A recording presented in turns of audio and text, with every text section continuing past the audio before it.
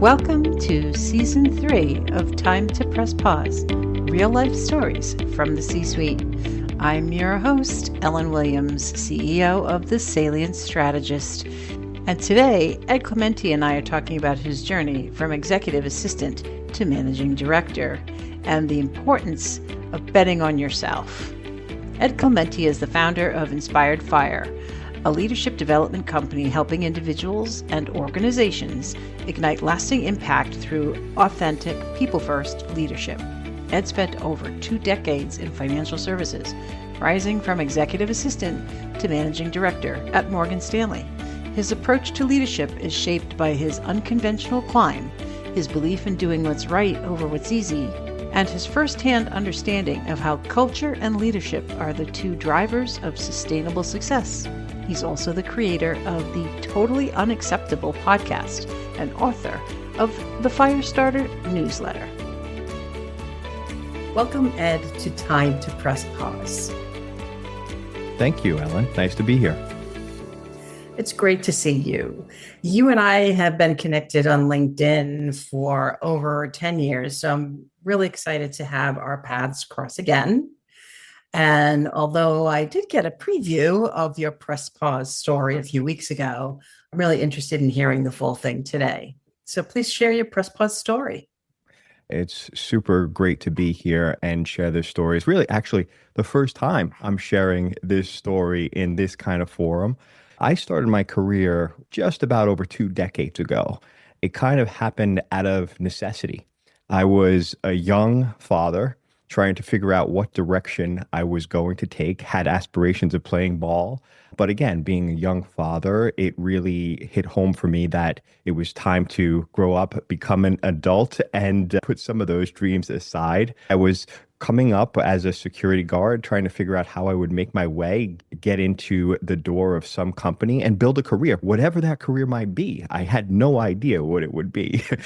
Going back 2 decades, those were the days where things like Microsoft Word and Excel and PowerPoint, if you had those skills, you could get yourself into a nice corporation and have potentially a career. So I decided to get a job in a temp agency. And I was actually helping other people learn those software skills. And I realized I was placing them in jobs where they were making much more money than I was. I asked the owner of the company if I could sit and teach myself these programs. They said, of course you can. So I sat there night after night and I trained myself. And then when the time was right, I had asked one of the placement coordinators if they would ever consider placing me at a company. And that was the opening. And so I ended up getting a role as an administrative assistant in a big bank. And at the same time, I decided it was time to go back and finish my degree 5 nights a week and on Saturday, right after work, taking the train. I went to Brooklyn College, finished my degree. I started it as business. I took a liking to creativity. I have a creative background. I really was getting into graphic design, making websites. And so I shifted midway to an arts and multimedia degree, all while working in a bank.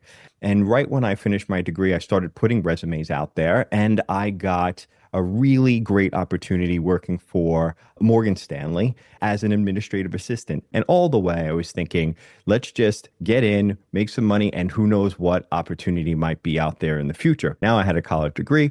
And the one promise I made to myself walking through the doors of Morgan Stanley was I was going to work really hard, prove myself, and do something I hadn't done in any job yet, which is then ask for opportunity.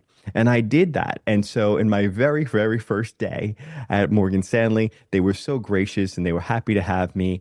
And he said, how can we start this? And I said, well, I have one request. At some point, all I will ask for is an opportunity. And my new boss said to me, how long do you? I said, it's up to you. He's like, you got to give us 2 years. Done. I was going to blow people away. I was going to take on more responsibility. I was going to differentiate myself and be authentic. And so there I am as an administrative assistant on a big trading floor, super excited, making more money than I ever had made before, which wasn't a lot, by the way. And I remember telling my wife at the time, just bear with me. I want to be the first one in, last one out, but I will make this pay off. And to her credit, she did. I saw so many opportunities to make things better, even in my admin role. And I just kept doing that. And as it happens in the financial industry, things change very, very quickly. So the 2 years that I wanted to give my new bosses didn't turn out to be 2 years. And so it was something like 14 months that they were pivoting. And I went in, knocked on the door. I said, I don't know if you remember, but we kind of had a deal where I would give the very best of myself and it would be for 2 years, but you're moving on. Is there any opportunity? And to their credit, they said, absolutely. You have proven yourself and we want to get you into the thick of things. They opened up doors for me to go into what we call operations in finance, to quote them, to learn the pipes so that you understand how things work. And we think you have a good trajectory here. It was just on from there. I saw the light at the end of the tunnel. I started enjoying what I was doing, which really at the heart of it wasn't really financy stuff. It was just solving problems. I go in operations. I'm learning all these things. I remember asking my new boss, how long does it take someone to get up to speed? It says 12 months to 16 months. I took it as a challenge. I don't know if it's just the athlete or whatever. I took it as a challenge. So I said to myself, let's get this done in 3 to 6 months. Sure enough, in 3 to 6 months, I became a go-to person in operations. And in the finance world, that's all the processing of trades and the thing. And I was really enjoying being a go-to person, a problem solver, keeping my connections with the folks that I had met on the desk before as an admin. Reality struck, which is, you're in this finance organization and you're thinking, sky's the limit from a compensation perspective, but it really depends on the role. It really depends on the impact you're making.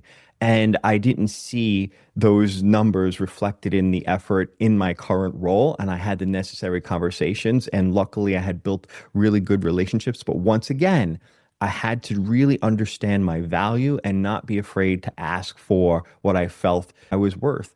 I got this call from a woman that I had worked with in my previous role. And I continued to work with her in my new role to solve problems. And she said, there's a role opening up. I put your name in the ring. And I was like, well, what is it? She's like, you're going to come into the chief operating office and you're going to help solve problems. You're going to help build controls. You're going to do these things. I never went through so many interviews in my life. I went through about 10 to 15 interviews. And I'm still young. I'm about 25, 26. They're interviewing all sorts of high profile people because the role that opened up was a senior person. And the COO, his words were, I want someone who's hungry and happy to be here. You got the job. And once again, it was on from there. Now I was in the business, which is where the revenue is generated. So it was a whole different ballgame from a compensation perspective. And really, it was up to me because I had a great boss who essentially said, here's what we hope to achieve, and gave me that leash to go figure it out. Part of my leadership ideas comes from you have someone who bets on you, who trusts you, who sees potential, and then gives you the leash to go do it. What ends up happening on the other side is you don't want to let that person down. So you work harder and harder and harder. And this person, who I'm still very close with to this day after he's retired, has been instrumental in kind of how I think about leadership. So I had the luxury of having that person guide me for 9 straight years. Together, we just kept solving those problems in a very genuine and authentic way. And then everybody knows the financial crisis hit. And that was a very dangerous time for lots of people in that industry. But for me, my career actually took off in terms of all the regulation that came down. It was like, who's going to help us solve these problems, put these controls in place, build new policies? We have this guy here who's been doing these kind of things. And luckily, my boss and his boss kept getting promoted. We were doing well, and we moved up the organization together. I was building a team. Nobody was leaving my team. People wanted to come join my team. I was able to influence people that weren't on my team. And I started to think, like, what is it? And it really, somebody said to me later in my career that you have this ability to take really muddy, complex issues and problems and things, break them down into their component parts and just figure it out. When people say these things to you, you start to piece this together that this is why I'm succeeding. And actually, that's the part I really enjoy. And so when people started to say to me, we'd like you to come talk to our analyst and associate class. We'd like you to go to this event and moderate a panel. I started to do those things, at first fearful, because now I'm going to be on a stage. I'm going to do this. And, I just did it. And what I realized was I really enjoyed it. Why? Because I was doing something that I was doing every day, multiplying my impact. I started to realize that, hey, this is what I want to do. That's when the ideas start coming in my head. I think I would one day like to write a book, like to do a TED talk, like to be coaching people. Here I am in 2017, and I started to jot down like a little logo, maybe write out a course. And I came up with the idea of inspired fire. Why? Because so many people that I've come across, they're fired. That thing inside that lights up that you see every once in a while, most of the days, most of the weeks, it's dimmed. And I wanted to figure out how to light it up. And a lot of times I talk to people, I could light it up in those moments. And it's kind of like a dream. It's off to the side. It's like I kind of mentioned it to my wife at the time, but nobody wants you to walk away from the career that you're on if you're on this kind of trajectory. The top title, the big prize, is a title called Managing Director. And that was on my mind from the moment I walked in. But when you come in as an admin, it really seems like there's a ceiling there. Within 9 years of my entry into Morgan, I was a managing director. It's a hard career to walk away from, a lot of money to walk away from. In 2023, with an opportunity to continue to stay, march towards the 25 and 30-year mark of a career in finance, just go. Just legitimately take the biggest pause on anything I've ever taken in my life and take the risk. And the thing that really hit me was now I have older children and they're coming to me for career advice. In every instance, I'm guiding them more towards where their heart is. I wonder if I would give myself that same advice. And it was that moment where I said, I have a choice. I don't want to finish off this life or get to the end of my life and I say, I didn't take the chance. Here I am. I have this dangling option, like to continue my career, making a lot of money. Everybody would be comfortable around me. Nobody would have to worry, or say goodbye with no security. And then somebody said to me when I made the decision, I went up and I said, I'm not going to do this anymore. I'm going to go off and try this thing. And somebody said to me, and it really hit me, which was, but what are you going to do? Create Ed Clementi Corp? And I hadn't told a lot of people about Inspire. And I said, maybe. And he said, but then you're just betting on yourself. And I said, well, wouldn't that be something? That's when it really hit because I needed to bet on myself. I needed to prove this. And so I did it. I made a decision. I legitimately walked away from this career. I went full in on building this brand. And I had no idea how to do any of it, none of the social media stuff, none of the video recording, none of it. And I just started one by one writing my newsletter article. And I just published my 61st straight article. And so I started to build this brand and the following, and it's all organic, all real. The one thing I love is any given morning, because I put things out there, I could wake up to an amazing opportunity or message. Even with this, you pinging me and saying, hey, let's get on this podcast. I have no idea, Ellen, where this is going, but I have a vision. I will tell you, I feel like I'm on the right path. And that's all I need to know. On the right path is all you need to know. That's an interesting way of directing the rest of your life. It's that inner feeling that you're doing the right thing that feels good to you. And Yeah. I love that. That's great. Ed, this has been really wonderful. I have one last question Sure. for you. What advice do you have for leaders to when they can identify it's time for them to press pause? Yeah. The best advice I could give is we unfortunately don't listen to our bodies enough. And for me, I just feel that our bodies usually are telling us the direction of travel, the GPS. And so for me, there was something in my body, in my heart and mind that was saying, there's a different direction you should be taking. But all the realities of life and the responsibilities of life was pushing me to do the logical thing, the responsible thing.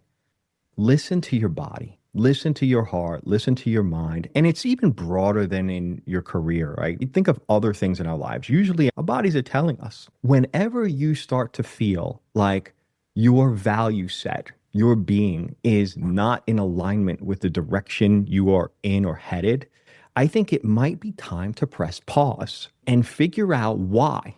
Maybe you're on the right track, but there's something in that environment that's causing you to feel a certain way, and you got to solve for that. But maybe you're not on the right track. And the analogy I use in my posts and in some of my writings is if you today went to the train station and you got on the train because you're so busy and you started getting on a train and 4 or 5 stops in, you look up because you've heard the wrong stop, you've heard that, and you look and, oh my goodness, I'm on the wrong train. Would you stay on?